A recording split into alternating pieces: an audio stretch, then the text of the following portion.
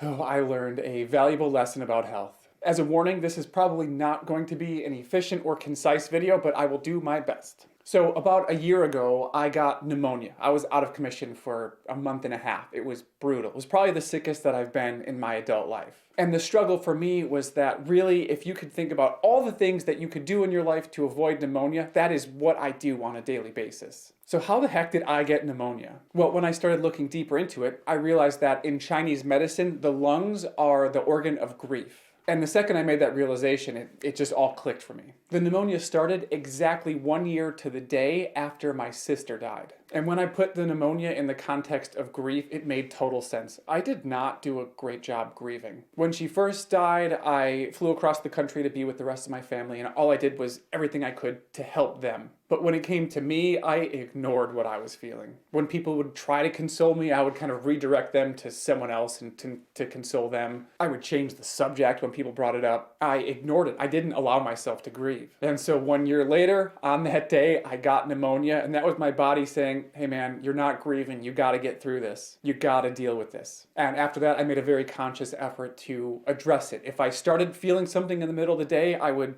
walk outside and take a moment and just think about it and really kind of work through it in the moment. I tried to not change the subject if people brought it up. I even started bringing it up in certain contexts. And I suppose we'll never really know if my lack of grieving caused the pneumonia or not, but for me, it was very clear. So fast forward another year, which brings us pretty much to present day, and I had a number of losses recently. But about 3 weeks ago, a friend died, and I did not take it too well. But this was actually a lot different than losing my sister, because while it definitely hurt to lose my friend, I was really crushed for his family, his wife, his kids. That was really kind of what put me over the edge. But this time, instead of ignoring how I was feeling and redirecting to console other people, I kind of combined it. I put myself in a position to be there for everyone else, but also I let myself cry and grieve and deal with the pain in my own way too. And this is the truly life-changing moment for me. It's this realization that we're in this together. I'm not here for you and you're not here for me, but we are here for each other. We help when we can and we accept help when we need to. And when this started to come together in my mind, I thought back to all of these studies that I've read in my career. One of the most overlooked determinants of health are social relationships, the community that we have around us, our friends, our family. People that have strong social relationships, and that's both quantity and quality, meaning you could have 1,000 friends or 5 really good friends, but the people that had that community around them have the best health outcomes. They live longer. When I lost my sister and my friend died, I could feel it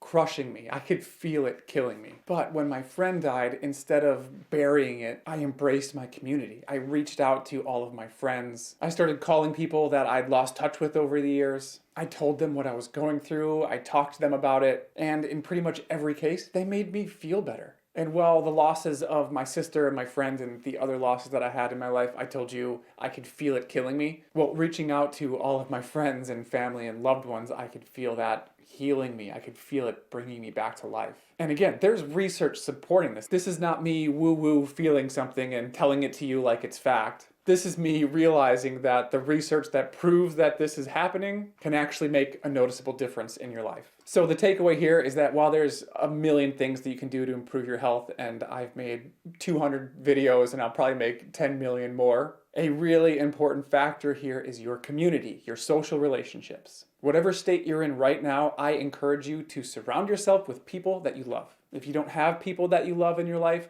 find some. Build your community. You will live a longer, happier, healthier life if you do. And if you're watching this and you're an old friend of mine and we haven't spoken for a while, feel free to reach out. I'd love to hear from you. I've been pretty sad recently.